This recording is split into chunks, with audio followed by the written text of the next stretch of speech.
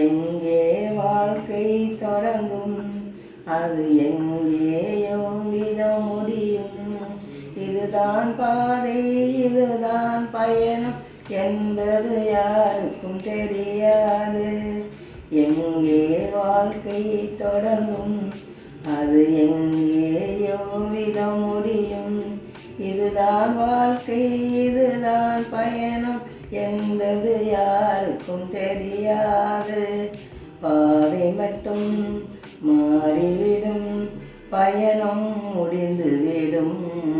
மாறுவதை புரிந்து கொண்டால் மயக்கம் தெளிந்துவிடும். நினைப்பதெல்லாம் நடந்துவிட்டால் தெய்வம் ஏதுமில்லை. நடந்ததையே நினைத்திருந்தால் அமைதி என்றும்